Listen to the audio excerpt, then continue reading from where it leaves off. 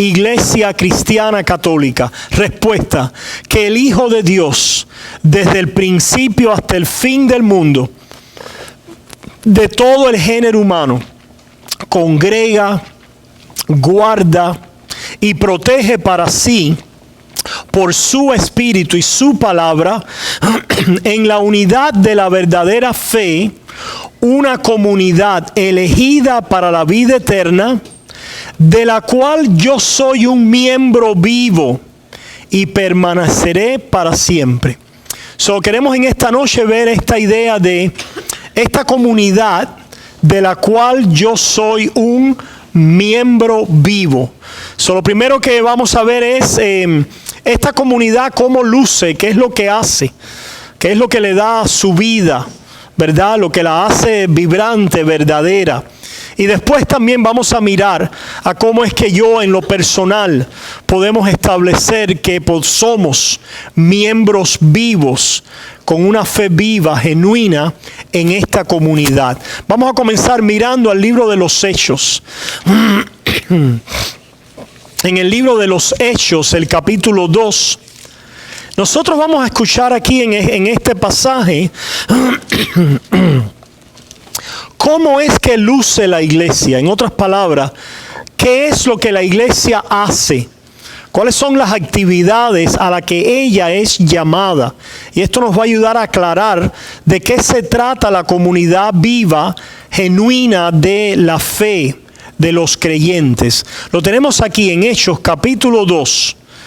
Vamos a comenzar en el 41. Dice así. Hechos 2:41 en adelante. Así que los que recibieron su palabra fueron bautizados, y se añadieron aquel día como 3,000 personas. Y perseveraban en la doctrina de los apóstoles, en la comunión unos con otros, en el partimiento del pan y en las oraciones.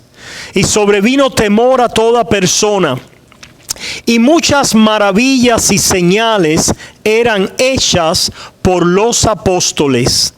Todos los que habían creído estaban juntos y tenían en común todas las cosas, y vendían sus propiedades y sus bienes y los repartían a todos según la necesidad de cada uno.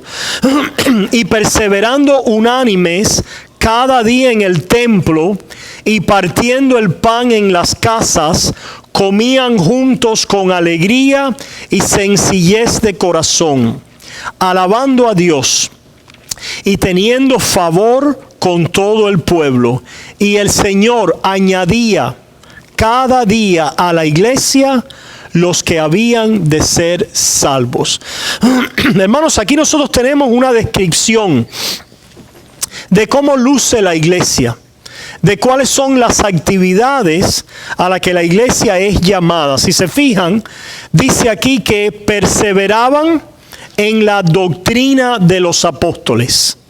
Así que una de las primeras cosas que vemos y que debemos hacer, que somos llamados a hacer, es a perseverar en la doctrina.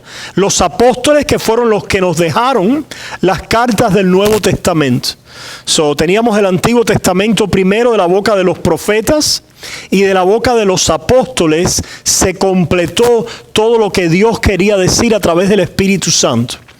Todo lo que el Espíritu Santo inspiró a estos apóstoles que fueron llamados por Jesús y vivieron al lado de su ministerio y recibieron de él este mandato al apostolado y fueron inspirados por el Espíritu a escribir aquellas palabras que el Espíritu Santo quería dejarnos como la doctrina y la enseñanza que desde aquel momento hasta que Cristo regrese va a ser la base, la comida, ¿verdad?, de la iglesia. Algo en lo que tenemos que perseverar constantemente.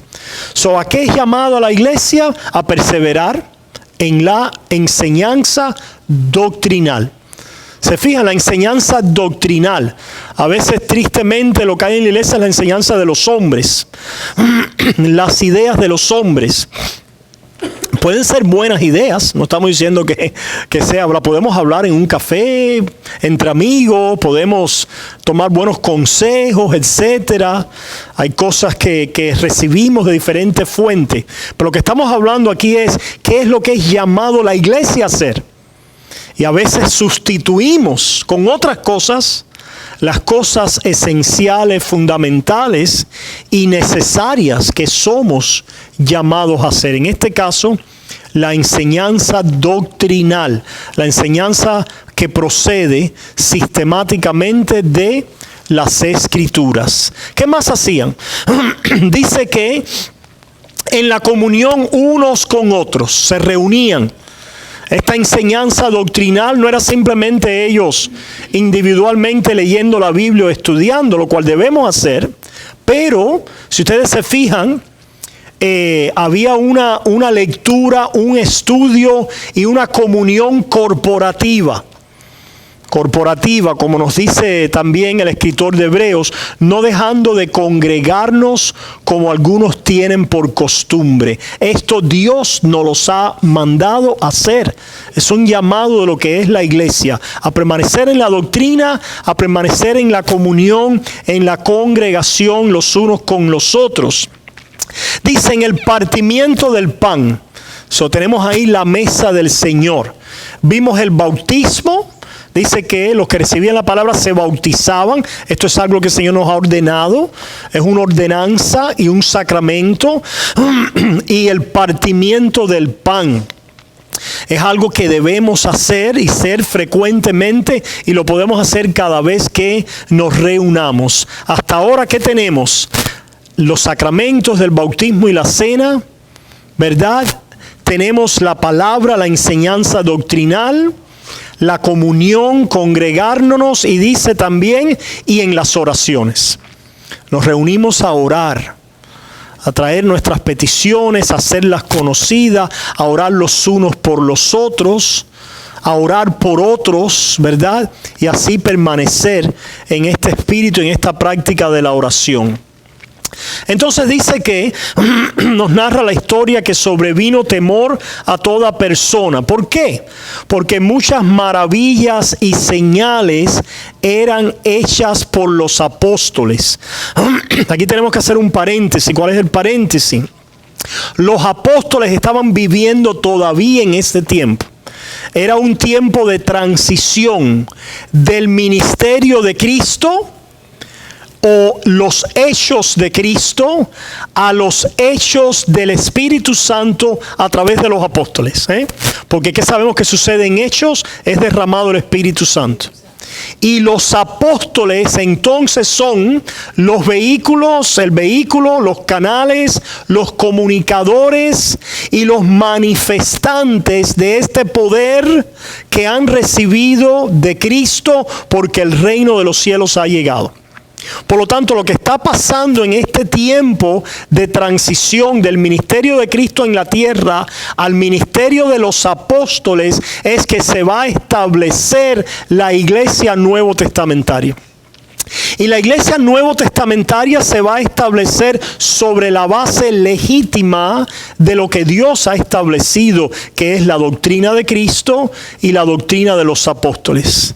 Y para poder establecer la legitimidad, lo auténtico de la enseñanza de ellos, Dios los llena a ellos y los acompaña en sus ministerios de poder, de señales y de milagros.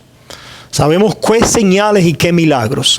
Resucitar a muertos, sanar leprosos, sanar enfermos, levantar a paralíticos, etcétera, etcétera. No las falsas señales que vemos hoy, ¿verdad?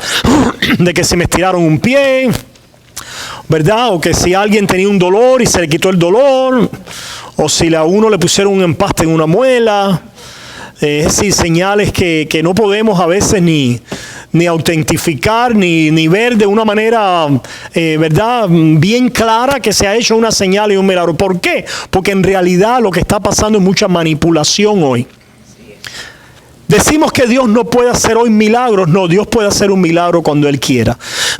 Lo que estamos diciendo y debemos decir con este pasaje es que lo que está pasando aquí no es necesariamente repetible en la historia de la iglesia. Porque lo que está pasando aquí es este momento de transición, donde los apóstoles van a autentificar la venida del reino de Dios, el derramamiento del Espíritu para la iglesia a todas las naciones. Y esto va a ser sobre la base autoritativa de lo que Cristo ha hecho en su persona y obra, y de lo que ellos por el Espíritu Santo van a escribir y dejar grabados para la posteridad. Todas estas cosas habían sido anunciadas que vendrían con señales y milagros en la venida del reino y en lo posterior a la venida del reino con Cristo Jesús. Ahora nosotros no necesitamos autentificar el mensaje, porque ya el mensaje ha sido ¿qué? Registrado en la palabra, en el registro bíblico.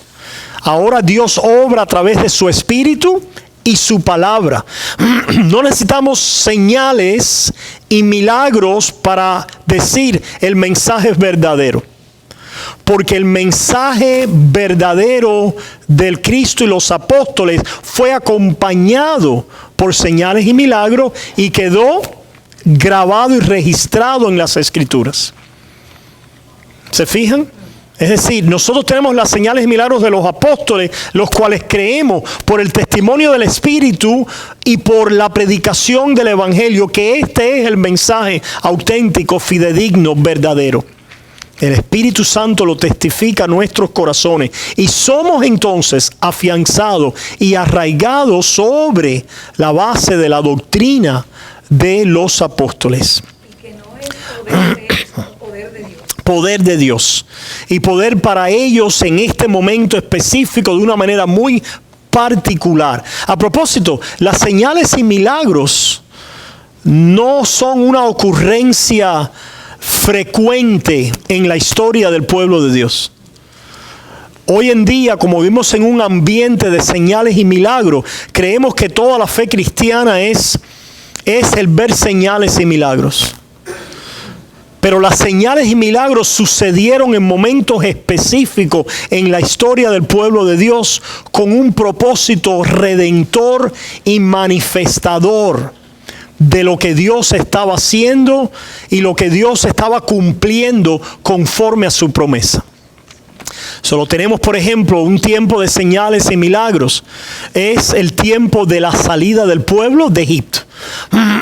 Porque iba a ser una fase, que Dios iba a, ¿verdad?, hacer en el pueblo de Dios para redimirlos, rescatarlos y llevarlo a la tierra prometida. Después no vemos esa constante señales y milagros hasta un tiempo muy particular de apostasía y de declensión espiritual en la vida de los profetas Elías y Eliseos. Lo cual va a ser citado después en el Nuevo Testamento, ¿verdad? Y tiene repercusiones en momentos de dificultad, de tribulación, de prueba, donde Dios se está manifestando con su brazo redentor, porque se está terminando una fase histórica, está sucediendo algo del plan de Dios de la redención. Y tenemos entonces los profetas, la predicación de los profetas, la reconstrucción del templo, los 400 años entre los dos testamentos, y no tenemos ¿verdad? Esos milagros allí que están sucediendo, como lo tenemos después en la venida del Señor Jesucristo, el cumplimiento de la promesa en Cristo Jesús. Después el derramamiento del Espíritu y la transición en el reino de Dios que sale de Israel y de los apóstoles a todas las naciones. Estas épocas, estas etapas, estos momentos en la historia, Dios trabaja específicamente con señales y milagros. Y no son momentos repetibles en la historia. Habiendo dicho eso, no quiere decir que Dios, ¿verdad?, no pueda obrar conforme a su soberana voluntad en nuestras vidas de diferentes maneras milagrosas, conforme a su soberana voluntad. ¿Entendemos eso? En este momento de iniciación, de transición, Dios está proveyendo allí un gran sobreacogimiento de señales, de milagros para establecer su iglesia como había sido profetizado. ¿Qué más hacían? Mira qué interesante. Versículo 44 y 45 dice: los que habían creído estaban juntos y tenían en común todas las cosas, y vendían sus propiedades y sus bienes y los repartían a todos según la necesidad de cada uno. Vemos aquí el ministerio de benevolencia, el ministerio de benevolencia al cual nosotros hacemos referencia. Alguien puede decir: pastor, lo que yo veo es un comunismo, o un socialismo. Y la respuesta a esto es no. ¿Y por qué? ¿Por qué nosotros sabemos que esto no es comunismo y o socialismo? ¿Por qué? ¿Cuál es la clave? Bueno, el comunismo es para todos supuestamente. Pero ¿por qué sabemos que no es comunismo o socialismo? Hay algo que falta aquí, que lo haría comunismo o socialismo, que es el aspecto de coacción o por la fuerza u obligatoria por la mano del gobierno. Esto que hacían ellos era voluntario, no coaccionado, no forzado, no obligado por la mano del gobierno. En otras palabras, los que tenían propiedades decidían venderlas, vender como querían, separar y entonces satisfacer necesidades que había en el pueblo. Esto salía de su propia decisión libre. No es que alguien le estaba diciendo: tienes que hacer esto, tienes que darme tanto por ciento, tienes que darme todo, tienes que deshacerte de todo y dárselo a los pobres, porque si no te llevamos preso, o si no te expulsamos. No, era algo voluntario. De hecho, habían dos, Ananías y Zafiras, que intentaron hacer una mentira, un paripé, y vendieron una propiedad, se quedaron con una parte y vinieron diciendo que lo habían vendido todo y traían todo, y esto era una mentira. Y el apóstol le dice: pero si era de ustedes, se fija, la propiedad privada es apoyada, era de ustedes. Número uno, no tenían que venderlo, y número dos, si lo vendieron no tenían que traerlo todo. Se podían haber quedado con una parte y decir: traemos una parte como propusiste en tu corazón. Pero ¿por qué has decidido mentir y hacer este paripé y hacer este show de justicia y de bondad y de benevolencia? Y en aquel tiempo de transición y momento que Dios estaba obrando de esta manera en la comunidad, pues cayeron muertos. Y Dios trató con ellos con esa severidad. Pero se fijan, era algo voluntario. Era algo que podían hacer conforme a como ellos creían, veían la necesidad y eran inspirados a hacerlo. No era obligado, forzado ni por el gobierno, ni tampoco por Dios bajo pena de muerte o de condenación tampoco. Es como mismo hoy que el Señor es el que pone Así mismo es. voluntario. Sí, algunos se equivocan y creen que sobre estos pasajes han venido a concluir: no, mira, esto es como debe ser el gobierno. No, esto no es, la iglesia no es el gobierno. La iglesia, lo que está sucediendo aquí no tiene que ver nada con el gobierno. Esto no es un patrón para el socialismo, el comunismo. Es decir, eso es una desviación, ¿verdad?, que le puede hacer mucho daño a una sociedad, ¿verdad? Este pasaje no se debiera usar como utiliza la izquierda liberal para apoyar designios socialistas y comunistas para una nación. No queremos decir con esto que un pueblo y líderes deben ejercer sabiduría en crear programas de ayuda a los más necesitados, a aquellos que no pueden valerse por sí mismos, a los enfermos, a los ancianos, etc. Creemos que eso es sabio y que eso es bueno. Pero de ahí al comunismo y al socialismo va un gran trecho, y mucho menos apoyarlo con estos pasajes que provienen de la palabra de Dios. Vemos entonces que estaba el ministerio de benevolencia. Vemos lo que eran llamados a hacerlo, debían hacerlo. Dice entonces en el versículo 46 que perseveraban unánimes cada día en el templo y partiendo el pan en las casas. Comían juntos con alegría y sencillez de corazón. Estaban en el templo, pero también se reunían en las casas. No es que necesariamente tenían que adorar en el templo, no. Lo podían hacer en las casas también. Se podían reunir en grupos pequeños. No tenía que ser la mega iglesia, la iglesia de cientos o de miles. Podían hacerlo en un grupo pequeño. Ahí está la iglesia de Dios, ¿verdad?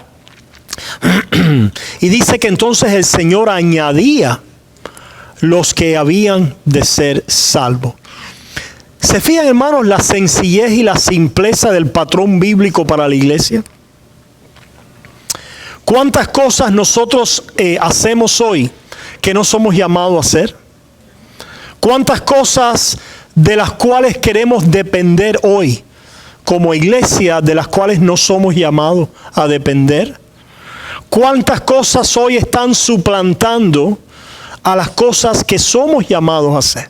Díganme ustedes qué cosas quizás no ven aquí que la iglesia contemporánea de hoy cree que es muy importante. A ver, díganme ustedes, ¿cuántas cosas no vemos aquí? Pero si se los damos a unos de estos gurús de iglesia y crecimiento de iglesia, lo pusieran en la lista de las cosas importantes. A ver, por ejemplo. Ok, esa coacción, ¿verdad? Esa coacción y manipulación a dar dinero. Tienes que dar dinero para que Dios te bendiga. Aparentemente esto era algo espontáneo. Era algo que salía de una ofrenda de gracia libre del pueblo. Cada uno dé como propuso en su corazón, no por tristeza ni por necesidad, y conforme a como haya prosperado. Ciertamente esa insistencia en el dinero, esa dependencia del dinero para hacer ministerio. No vemos que es algo, simplemente las necesidades eran proveídas y provistas salían allí del pueblo y de la iglesia. ¿Qué otra cosa? Quizás verdaderamente el Señor, como es Dios y sabio, cómo enfatiza lo que es la riqueza y el dinero, porque Él sabe que en el corazón del hombre es algo terrible. Así mismo es. Terrible. Así mismo es. Pudiéramos decir también la necesidad de tener un edificio, un templo, una iglesia grande, el tener un local magno. Vemos que iban al templo porque todavía el templo estaba de pie en Jerusalén y ahí habían reuniones en el templo, pero si no, se reunían también ¿dónde? En las casas y en los hogares. No había la necesidad de un sistema muy elaborado, ¿verdad? De adoración, de elementos, pudiéramos decir, en la adoración, como eventualmente desarrolló la iglesia en la Edad Media. Las catedrales, las vestimentas, los candelabros, las velas, los bautisterios, las fuentes, los púlpitos. Estos son cosas que pueden ser preferencia o no, pero no son necesarias, ni esenciales, ni fundamentales. ¿Verdad? ¿Qué otras cosas? No vemos aquí tampoco, Ciertamente. Sí, ciertamente. No. Right. No están, de alguna manera, dice aquí que tenían el favor con el pueblo. De alguna manera estaban en el pueblo, viviendo, trabajando, mezclándose, y sabían que eran de aquella comunidad y veían cómo vivían. Había a veces, hoy en día, tenemos una arrogancia con los demás y con los de afuera, y un sentido de prepotencia para con los demás que no nos gana el favor de las demás personas, ciertamente. Otra cosa que vemos aquí, no vemos necesariamente la banda musical ni la orquesta. No vemos el show musical que ha venido a ser de tanta dependencia hoy en las iglesias y en los templos. Por eso es que una vez le dije que lo que nosotros vemos que hace este muchacho Kanye no es un servicio de adoración, es un show musical, y puede ser muy bueno, y puede ser espiritual, y puede ser edificativo, ¿verdad? Pero no es un servicio de iglesia, no es un servicio de adoración. Tenemos que estar conscientes. Hay muchas iglesias que tienen un show musical, pero no es necesariamente una manifestación legítima, verdadera de la adoración corporativa. ¿Qué cosa es un show musical? Cuando tú te sientas a mirar un espectáculo. La adoración corporativa es cuando tú participas, ¿verdad? Cuando tú participas del canto, de la alabanza, juntos, en comunión, ciertamente. Y en aquel tiempo, pues ciertamente no vemos. Dice que cantaban, ¿verdad? Con alegría, cantaban cánticos nuevos, pero no escuchamos esta sofisticación de orquesta, de música y la dependencia del culto de ella. No la vemos. Es algo muy interesante. ¿Alguna otra cosa, hermanos, que pudiéramos decir que tiene la iglesia hoy que ha desplazado las cosas esenciales? Por la predicación. Nos vamos a reunir para discutir, hablar de asuntos importantes en la comunidad.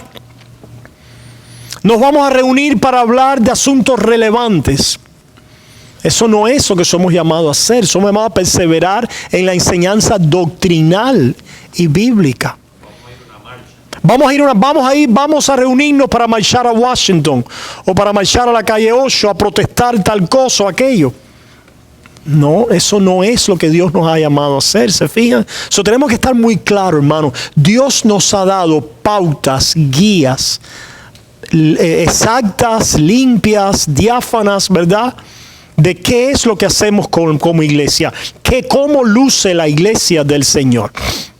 Ciertamente estamos hoy muy, mezclados con muchas prácticas que han abaratado a la iglesia y que la han diluido en cuanto a lo que somos llamados a hacer.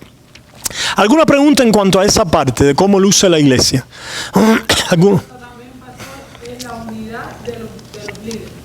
Ciertamente. Y está la unidad que prevalecía en el cuerpo, ¿verdad? Unidos en una misma fe, le dice Pablo allá en Efesios, una fe, un Señor, un bautismo, ¿verdad?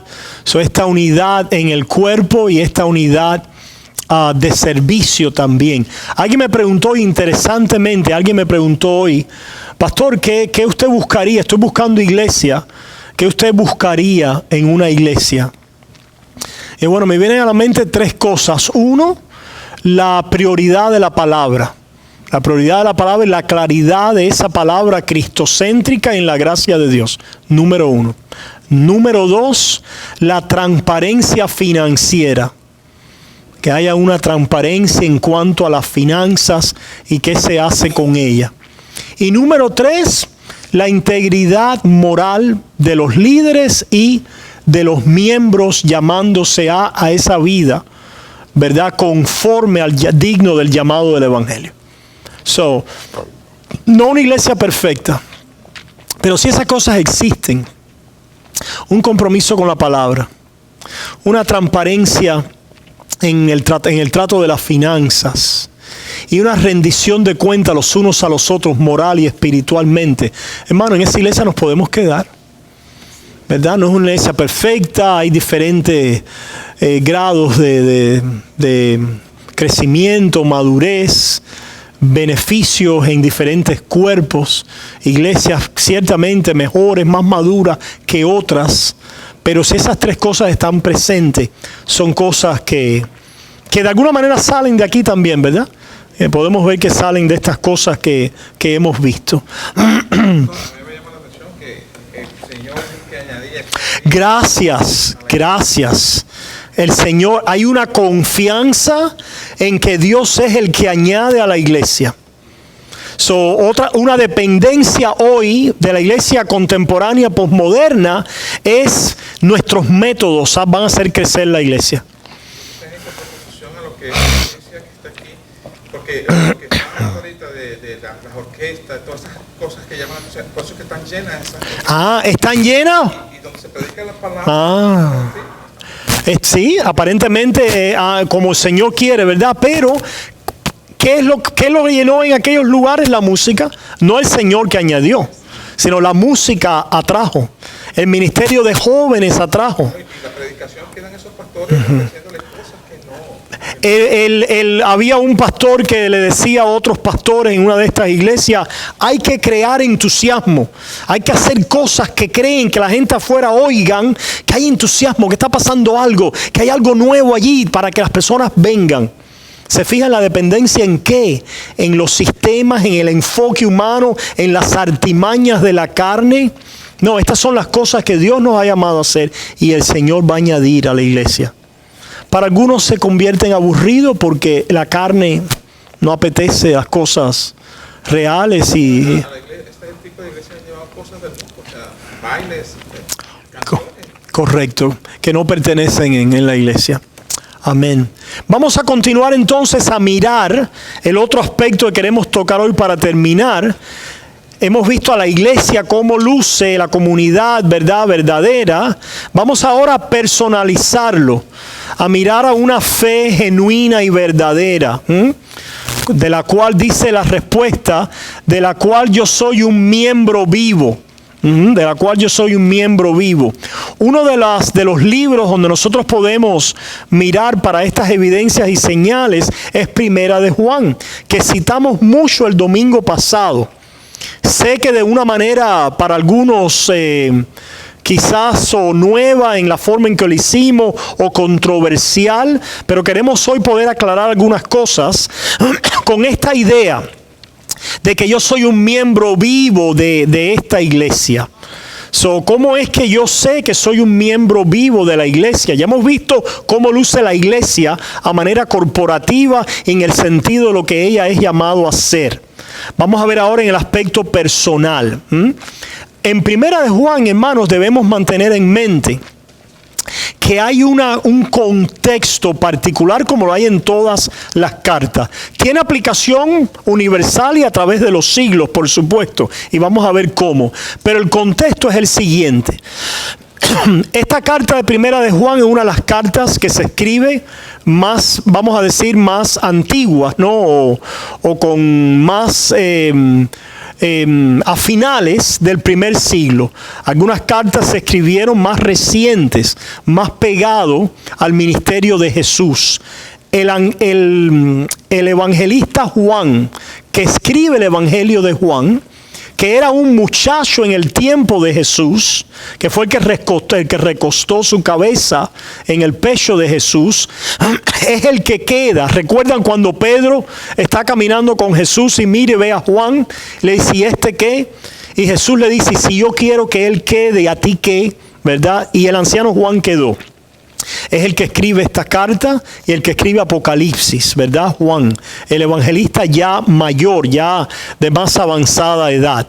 Lo que vemos entonces en la vida de la iglesia es que la iglesia, como ya Pablo había dicho, cuando yo me vaya, entrarán en el rebaño lobos rapaces que no perdonarán el rebaño, que introducirán, Pedro también lo dijo, habrán hombres, ¿verdad?, carnales, sensuales, que introducirán herejías y falsas enseñanzas en la iglesia. Bueno, una de ellas es lo que se vino a conocer como el gnosticismo o los gnósticos, los cuales tenían ideas, convicciones y creencias acerca de Jesús y de Dios y de la iglesia diferente a las iglesias ortodoxas, es decir, a la iglesia fidedigna a la verdad.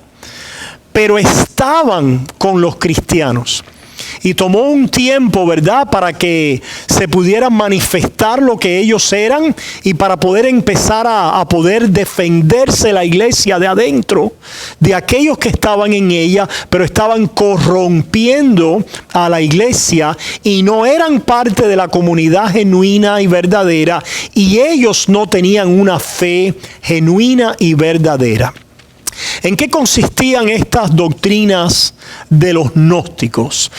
Bueno, es un dualismo entre materia y cuerpo y espíritu o alma.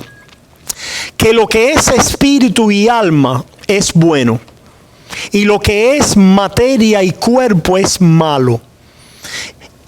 Que hubo un comienzo donde todo era espiritual y alma.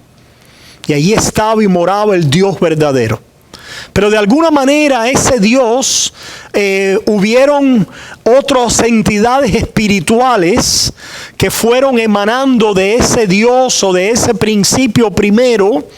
Y estas otras entidades espirituales o divinidades o ángeles inferiores crearon el mundo físico. Y ese mundo físico, entonces, aquellas y algunas de las almas de los espíritus creados por Dios, que son almas eternas, viviendo con Dios en lo espiritual, encarnaron y cayeron al mundo físico. Y cayeron en un ciclo a veces de reencarnación, etcétera, y quedaron atrapados en la materia.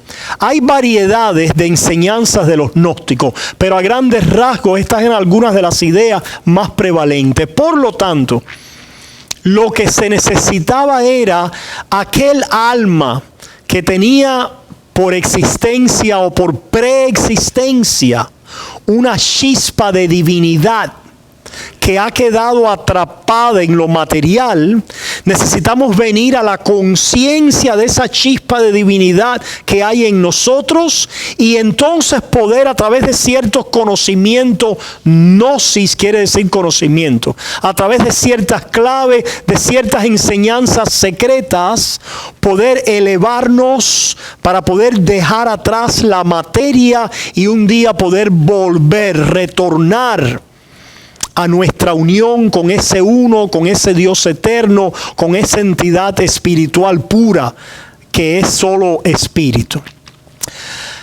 Estos gnósticos entonces creían que Cristo Jesús era uno de estos maestros, profetas de gnosis, de conocimiento.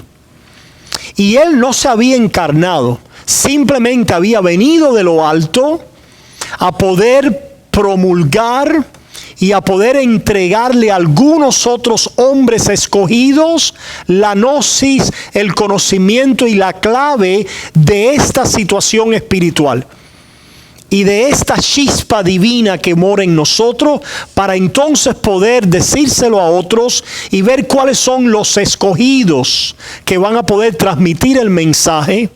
Y a través entonces de poder ciertas prácticas que podían ser muy rigurosas con el cuerpo, o entregar el cuerpo a toda corrupción, lascivia, maldad y pecado, porque no hay pecado, no hay tal cosa, no importa lo que hagas con el cuerpo. Al final del día tu alma es pura y tienes esa chispa de divinidad, ¿verdad? Hay castas y niveles entre los iluminados y aquellos que son iniciados. Hay divisiones entre los maestros y las diferentes escuelas de estos gnósticos. Hay corrupción en la doctrina y en la manera de vivir conforme a la ley de Dios entre ellos. Ese es el contexto de la carta de Primera de Juan. Con eso en mente, entonces, el anciano Juan escribe a responder a una necesidad particular, Y esta necesidad particular tiene aplicaciones con nosotros. Pero vamos a ver cómo es que entonces vemos esta fe verdadera, genuina. Dice, empezamos oyendo en 1 Juan capítulo 1, lo que era desde el principio, lo que hemos oído, lo que hemos visto con nuestros ojos, lo que hemos contemplado y palparon nuestras manos tocante al verbo de la vida. ¿Se fijan? El anciano Juan está hablando de lo que han oído, visto, contemplado, palpado. ¿Por qué?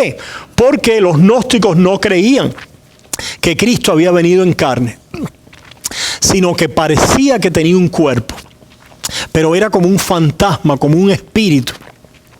De ahí salió otra herejía del principio de la iglesia, que era el docetismo, que viene de la palabra griega dokeo, que quiere decir una aparición, aparecer, ¿verdad?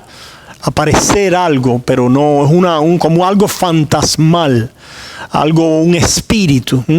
So Juan dice, no, el Señor, lo tocamos, lo apretamos, me recosté en Él, comimos con Él, lo palpamos, vino en carne.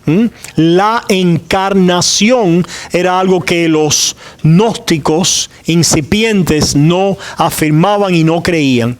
Por lo tanto, sigue diciendo el anciano Juan más abajo, ¿verdad?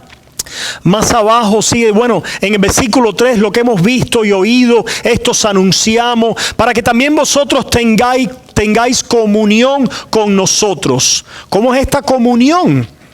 A través de un mensaje secreto para algunos nada más. Nuestra comunión verdaderamente es con el Padre y con su Hijo Jesucristo. El que tiene al Hijo tiene al Padre, va a decir Juan. Ahí vemos una doctrina trinitaria del Dios Trino que se ha revelado en el Hijo encarnado. Más abajo dice, versículo 6, si decimos que tenemos comunión con Él y andamos en tinieblas, mentimos y no practicamos la verdad. ¿En qué tinieblas? Las tinieblas de las mentiras.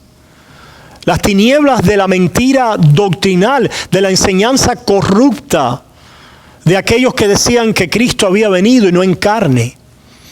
Aquí las personas toman Juan fuera de contexto, sin un entendimiento previo y simplemente, si tú no andas en la luz, en la verdad, que es en la obediencia de los mandamientos, y todo lo canalizan por ahí vamos a llegar. Pero lo primero que hay aquí es el caminar en la oscuridad de una falsa doctrina, de una herejía, de un mensaje que no es conforme al mensaje de las Escrituras. El no caminar en la verdad del Evangelio. ¿Cuál es el Evangelio? Que Cristo, el Hijo de Dios, se ha manifestado en carne, se ha encarnado y vino para morir por nuestros pecados y redimirnos. Ahí comienza el caminar en la verdad. ¿Verdad? Ahí comienza. Fíjate lo que sigue diciendo en 1 de Juan. El anciano Juan dice, pero si andamos en luz como Él está en luz, tenemos comunión unos con otros y la sangre de Jesucristo, su Hijo, nos limpia de todo pecado. El caminar en luz es para que la sangre de Cristo nos limpie. ¿Cómo nos limpia la sangre de Cristo? ¿No es a través de la fe en el Evangelio? Por supuesto que sí. Somos limpiados, perdonados por creer, por la fe en el Evangelio. El caminar en la luz es el poder confesar que Cristo ha venido en carne, que Él es el Hijo de Dios y que Él murió y resucitó para el perdón de nuestros pecados. Comienza ahí.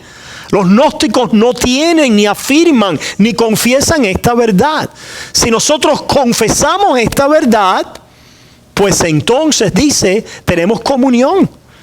Estamos en la comunión de los santos, en una comunión viva, verdadera. Estamos en la doctrina de los apóstoles, como leyéramos en el libro de los Hechos. Tenemos una fe genuina y verdadera.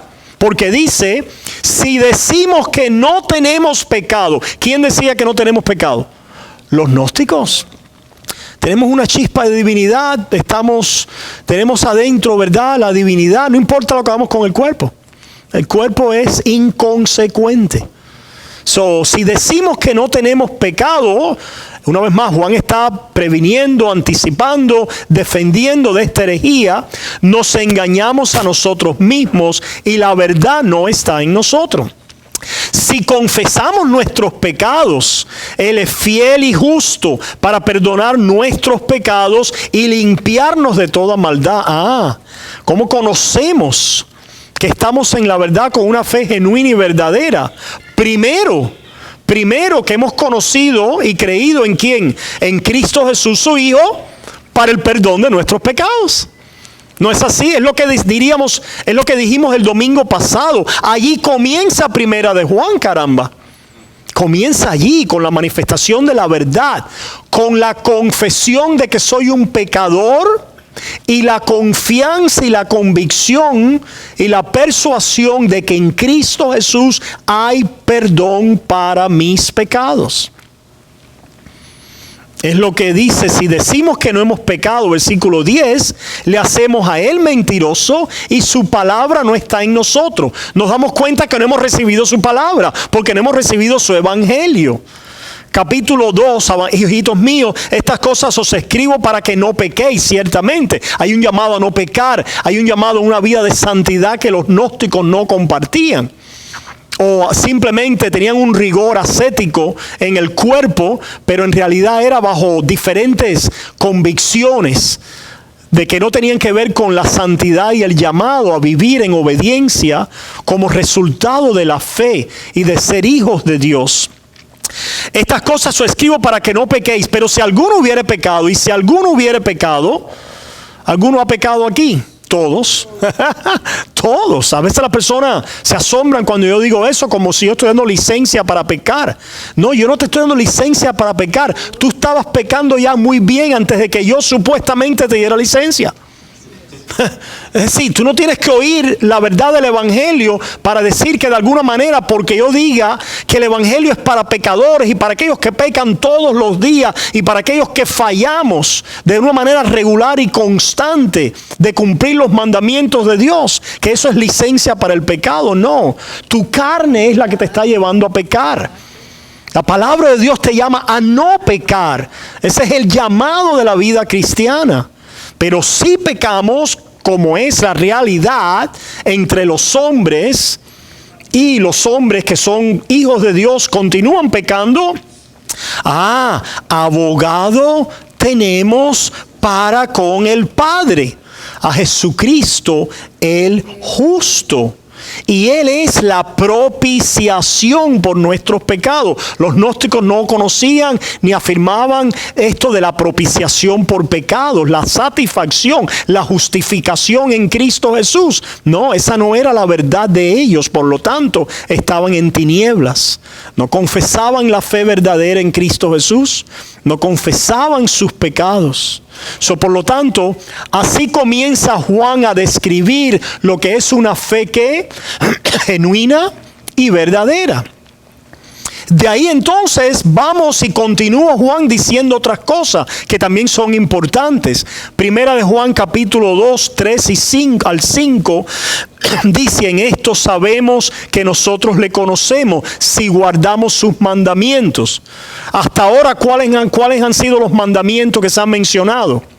El caminar en la luz, el recibir su palabra, el caminar en la verdad, el confesar nuestros pecados, el creer en el Hijo de Dios como nuestra propiciación. Right? Ciertamente, lo que nosotros dijimos el domingo pasado es que los mandamientos de la fe y práctica de la vida cristiana se resumen en creer en el Hijo de Dios, y como resultado y fruto de creer en el Hijo de Dios, el amar a los hermanos, el amor. Pero la primera línea de ¿qué? De aseguramiento de una fe genuina y verdadera no es primero el amor. El amor, como va a decir Juan aquí, es una adición, una evidencia adicional que procede de la fe de aquel que mira a Jesús y conoce el amor de Dios en lo salvífico, en lo personal, confiando en la propiciación y el perdón de nuestros pecados. Pero no podemos ir primero a ver nuestro amor para de ahí establecernos como hijos de Dios. Lo que vemos aquí, la conexión que hay entre el amor nuestro y el amor del Hijo manifestado en el Evangelio. Esta es la primera línea de convicción, de seguridad, de persuasión, de una fe genuina y verdadera. Es como dice Pablo en Romanos capítulo 4, bienaventurado el hombre a quien Dios le atribuye justicia sin obras.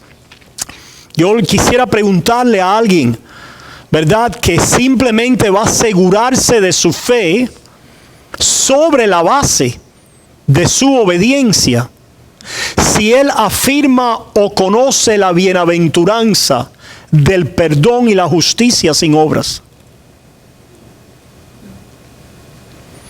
Porque hay una bienaventuranza que David exclama, que lo llena de gozo y de alegría. Bienaventurado el hombre a quien tú atribuyes justicia sin obras. Es decir, David no esperó a ver qué, sus obras, para venir a asegurarse, sino David tiene un aseguramiento directo, objetivo, que procede de la promesa del evangelio, que es la bienaventuranza del perdón.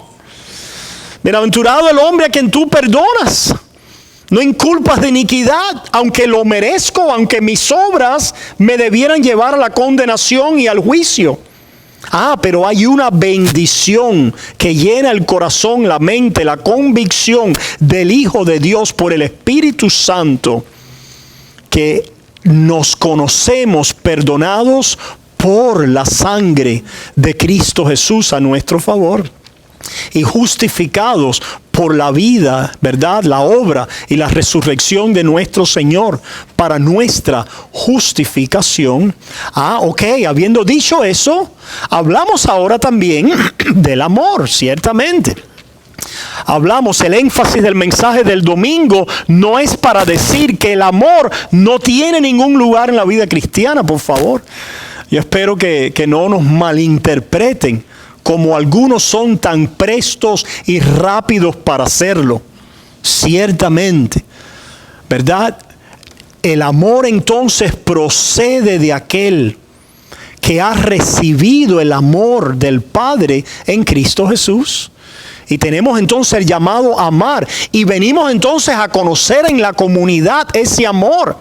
Y a ver el amor como una evidencia ciertamente adicional de la gracia de Dios en nosotros y a través de nosotros. Siempre hemos apoyado y enseñado eso. Lo único es que le hemos dado una prioridad como secundaria. Por decir secundaria, no es que estamos diciendo que no hay que amar y no hay que tener buenas obras. Al decir secundaria, estamos queriendo decir que el amor y nuestras obras son consecuencia, fruto y resultado del perdón de Dios para el pecador. Para personas que fallan y que fallan frecuentemente, y que no cumplimos los mandamientos de Dios en cabalidad y en toda su extensión y profundidad, pero que por la gracia divina y su amor y el perdón venimos entonces a amar a la comunidad. Con eso en mente, nosotros escuchamos el versículo 9 de 1 de Juan capítulo 2. El que dice que está en la luz y aborrece a su hermano, está todavía en tinieblas. ¿Qué cosa es estar en la luz? Estar en la verdad del evangelio, estar en Cristo, estar en el perdón de pecados, estar en la justificación por unión a Cristo Jesús y a su justicia, ¿verdad? Pero eso tiene una consecuencia, y es no aborrecer al hermano, sino amar al hermano. El anciano Juan va a decir: ¿cómo dices que amas a Dios si no amas a tu hermano a quien ha visto? El que ama al que engendra, ama al que ha sido engendrado por él. Pastor, pero tú no amas porque no has hecho esto o aquello. No. Si vas a mirar la deficiencia en mi amor, deficiencia en amor ciertamente. Yo no he amado a mi prójimo ni a mi hermano como tengo que amarlo. Ni tú tampoco, que estás aquí ni que me escuchas por la cámara. Ni tú tampoco. Sin embargo, ha venido a haber un comienzo de afección y amor a la confraternidad, a la iglesia y al hermano, el Hijo de Dios. Por eso ustedes están aquí, porque aman la iglesia.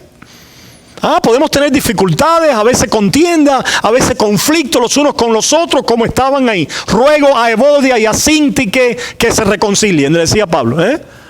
Oye, Marcos y Bernabé, recibe a Marcos porque me es útil. No quiero saber de él. Pablo, todo tipo de situaciones, ¿verdad? Yo soy de Pablo, yo soy de Cefa, yo soy de Apolo. Sabemos que en la iglesia tenemos conflictos y problemas y situaciones. Pero, los gnósticos no amaban la comunión de los redimidos y de los santos. Tenían sus castas y estaban los iluminados, ¿verdad? Y aquellos, tenían que rendirle pleitesía y ver si podían recibir de ellos la unción. Hoy en día los super ungidos pareciera que viven así. Nos damos cuenta que no aman la confraternidad. Están llenos de prepotencia, están llenos de una manipulación a los demás, están llenos de un sentido de superioridad que los caracteriza. Eso eran los gnósticos. Ese es el espíritu anticristo, hermanos. La identificación con el hermano en el cuerpo, el servicio al hermano en el cuerpo, la necesidad del hermano en el cuerpo, es aquel que ama al hermano. Es aquel que viene ¿a qué? A acudir a su ayuda, a su rescate, al ministerio de benevolencia, de misericordia. Esto caracteriza al pueblo de Dios en diferentes grados y medidas, y es una señal adicional de la gracia de Dios morando en nosotros. Adelante. Que aún nosotros amamos porque nos amamos. Por supuesto, eso, claro. Pues exactamente, eso es lo que tratamos de decir el domingo, lo que dijimos el domingo pasado, ¿verdad? La primacía, la urgencia, el primer lugar del evangelio en nuestra vida. De que nosotros conocemos el amor de Dios no por nuestro amor, porque si nos enfocamos en nuestro amor solamente, solo dos cosas pueden suceder. Una, nos convertimos en fariseos inevitablemente. Dos, nos desesperamos y abandonamos la iglesia, la fe, al menos por un tiempo. Porque pensamos que no hemos nacido de nuevo. Porque estoy en un problema con el hermano, o porque he caído en un pecado repetitivo, o que me ha sucedido tal cosa. Hablaba yo con alguien que me decía, no, porque venía de esta escuela de los frutos para asegurar si el verdadero creyente no cae en un pecado repetitivo, no puede ser agarrado en un patrón pecaminoso. Y él me afirmaba a todos estos maestros y que él vivió un tiempo como cristiano, pero se dio cuenta que no era cristiano porque cayó en un patrón de pecado, y que después él entonces abandonó todos esos pecados, se rindió al señorío de Cristo, y entonces él supo verdaderamente que era cristiano. Y recientemente tuvo una recaída. Dije yo, entonces ahora ¿qué vas a concluir? ¿Eras cristiano o no lo eras? Estamos muy seguros que lo eras. Ahora vas a volver a pensar que no lo eras. ¿Vas a volver a convertirte? ¿Hay pesar en ti por el pecado en que has caído?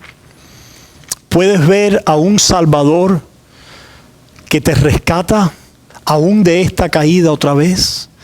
Y que hay perdón para ti. ¿No ves la necesidad de una gracia que primero acude al Dios que perdona pecadores que vuelven a pecar y que a veces quedan atrapados en pecados y en patrones pecaminosos?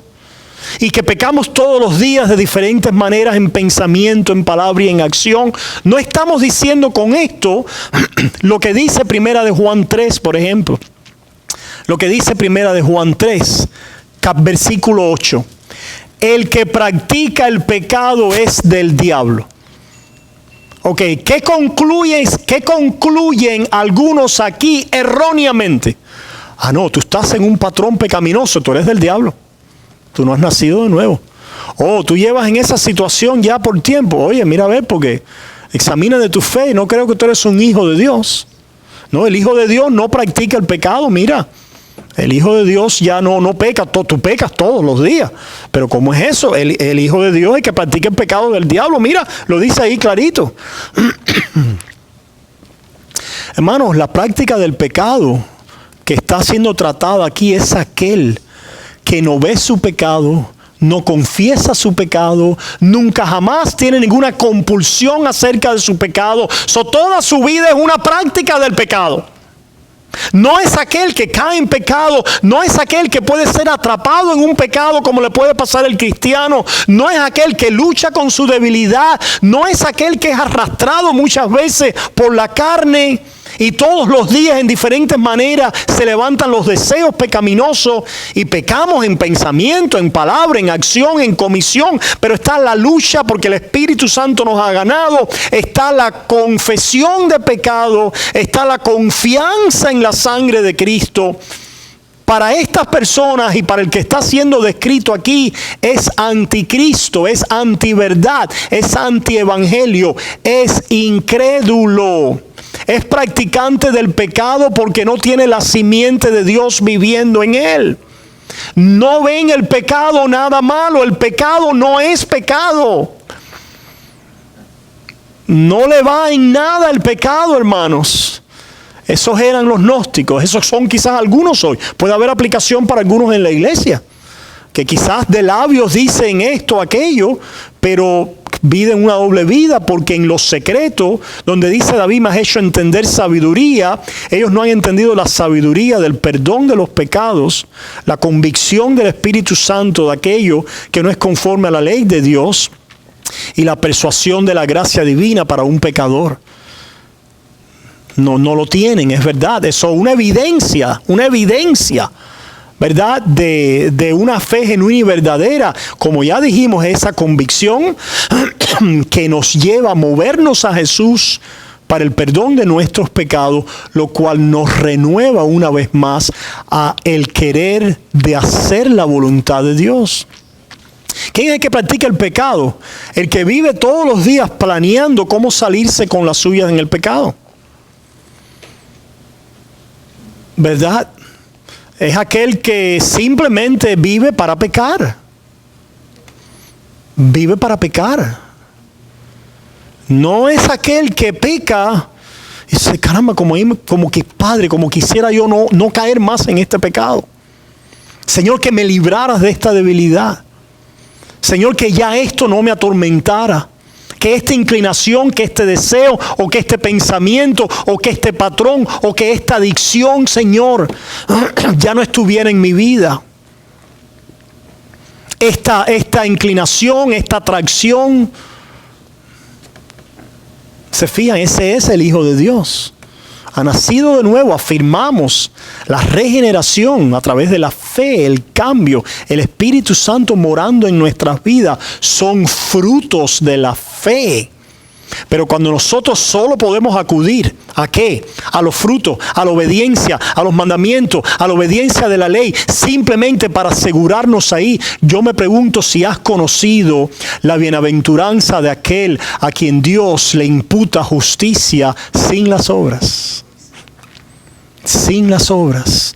¿Has conocido esa bienaventuranza? Esa bienaventuranza tiene un lugar primordial en tu vida, esencial, regeneracional, que purifica tu vida.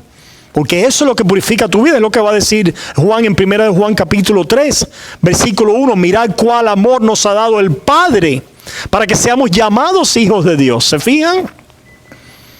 El Padre nos ha amado. ¿Cómo nos ha amado? En Cristo Jesús. ¿Qué amor tienen los gnósticos? No, ningún amor.